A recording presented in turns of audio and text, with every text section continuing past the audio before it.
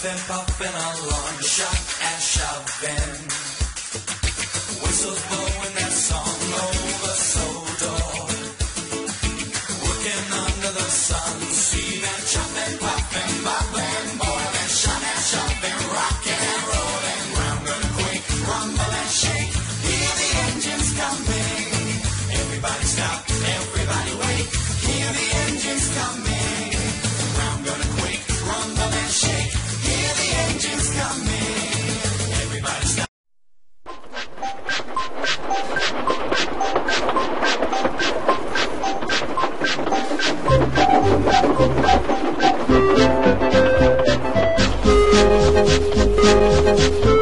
Thomas and Friends, Wooden Railway Urchins, Episode 29, James's Jealousy. All the engines were very busy. Ever since Thomas fell asleep, Austen has had to take the workmen to the main station instead of Thomas. And since Austen has been taking Annie and Clarabelle and Buck's grandson, which means that Edward has to take over most of the shunting duties in the yard. And since Edward has taken most of the shunting duties in the yard, Douglas has had to do Edward's work along with his own work. One cool autumn morning, Sir Topham Hatt had called Edward, Austen, and Douglas to the yard. Doug was there picking up the goods train to go to a local farm. Toby was there to pick up Henrietta. And James was there to pick up a train of oil tankers and cars. No, I've all called you three here for a surprise. Ooh, I love surprises, Austen said. Me too, laddie, Douglas said. I wonder what's going to happen, Edward said. Oh, come on! I've had to work harder than them, thought James. I've had more work to do than them, and just since Thomas had to go to the works, Edward and Austen and Douglas just happen to have to do more work than they usually have to, and now they're being rewarded.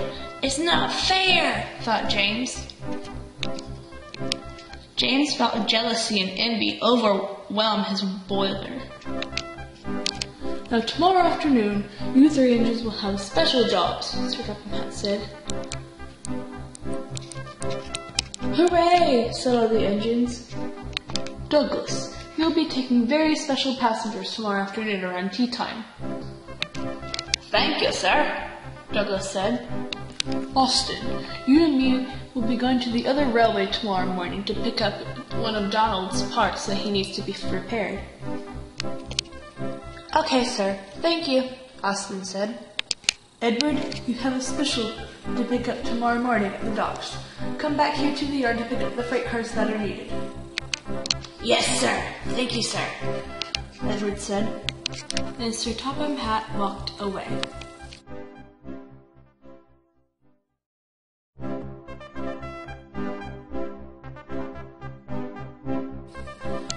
Ooh, thought James. Maybe I could sabotage their trains and make them late. James said.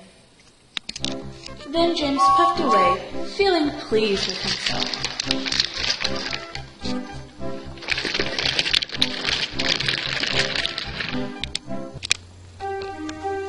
That same day, late at night, James crept out of his shed while every other engine was asleep. Then he headed out to the yard to sabotage the other engine's trains. James then headed into the yard, sneakily and as quiet as he could. James found the train of cars that Edward was taking. He bumped them. And he bumped and bumped until their brakes were on. Who's that? Thought Toad. He was at the back of the goods train. He was the brakevan. I wonder what engine that is.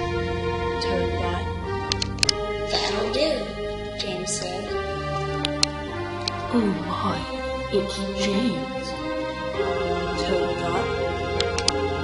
James then went up to the coaches and Douglas would be using and banged them hard.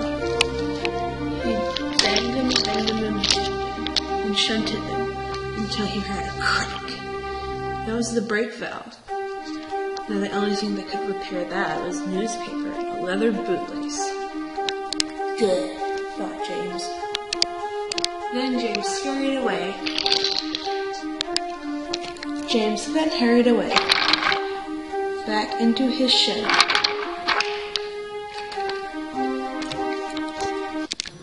Austen was waiting at Confrontation the next morning when Holly puffed up was her top of town. He then unloaded from Holly, then jumped in Austen's cab. And Sir Topham and Austen puffed away to the other road. Meanwhile, Edward pulled into the yard.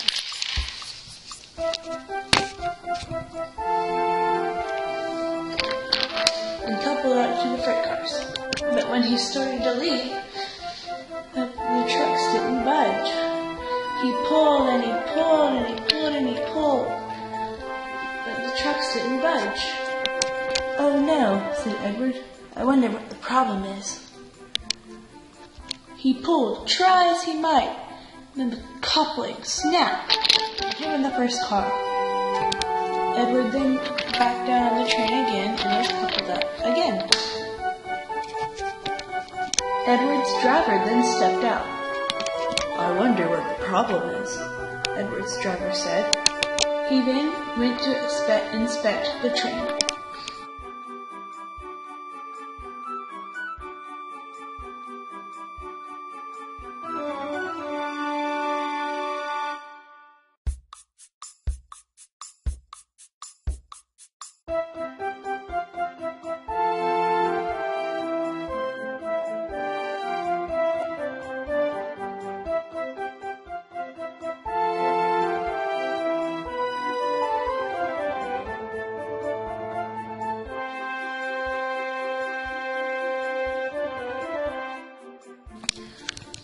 Oh, well, the brakes were just on the trucks. That's why you couldn't move, the driver said.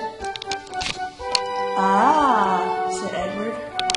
The driver then climbed back aboard Edward's cab. But by the time that Edward left, he was late. By the time that Edward reached the docks, there were workmen standing on the tracks next to the dock. They looked very cross.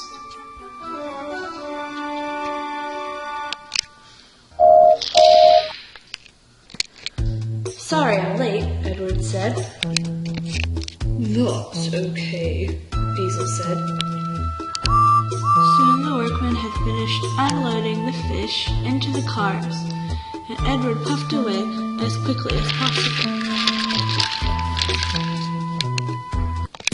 Later that afternoon at tea time, Douglas and Daisy were at Knapford Station. Douglas then set off from Knapford, and suddenly heard a cracking noise. Douglas stopped. His driver then came out to inspect the train. Well, Douglas, it looks like there's a crack in the brake part. Now all you'll need to fix it is some newspaper and a leather bootlace. Oh Lord, why did this have to happen to me today? Especially since I'm picking up these special passengers, and since Daisy's here, Douglas said. Oh no, he said. Douglas was very embarrassed. Daisy was very surprised. Later, Oliver, Douglas, Edward, Daisy, and Diesel were at the yards talking. How can this have happened? Edward said. I don't know, laddie. By some coincidence of some sort. Well, somebody has to be behind it, Oliver said. Yes, but who would want to seek revenge on you two? Daisy said. We haven't done anything wrong to anybody. Well, we've had an overload of work lately, especially some of the goods engines. Me, Henry, James, Austen, Lady, Holly, Percy, Duck, and even you, Oliver. And you too, Douglas and Edward. But I wonder who could have done this. Excuse me, but I may know who might have done this, Toad said. Who? Said all the engines. I'll explain. Toad said. Oliver then moved Toad in front of all the other engines at the turntable. Well, last night, Toad started, James came into the yard, and he started pushing over the trestle. The train that I was coupled up to, Edward, the same train that you were pulling, and James knew that you would be pulling it. He bumped it and bumped it and bumped it until the brakes slid off. He then went over to Douglas's coaches that he was using, and that he will use today. And then he bumped them until he made a hole in the brake van. So you would be embarrassed, and so you, Edward, would be late, Toad said. But why would James want to do this to us, laddie? Douglas said. Yes, why would he want to do this to us? And so Tom and Pat gave you and Austen special trains. James might have been jealous, Toad said.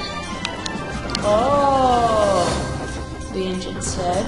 That's why he's just jealous, Edward said. Well, that lad is gonna get a beat for embarrassing me this morning, or embarrassing me this afternoon, Douglas said. Just then, James popped up to the turntable. Is there some kind of meeting going on here without me? James said. Oh, yes, laddie. You've got a lot of explaining to do, Douglas said. What happened? What did I do? Douglas and Edward then explained to James about their thoughts and Toad's evidence. What? And you accuse me? It could have been any other engine on the railway, James said. But Toad saw you do all of this, laddie, Douglas said. Fine, I admit it. I'm sorry. I was just jealous. I've been working my tender off this week. It's just been really hard and stressful on me, James said. And what do you expect us to do, laddie? James said. Where have you been all day? Douglas said. Resting in the shed, Daisy said. I saw you when I was going to Napper to pick up passengers when Douglas had his brake valve problem, Daisy said.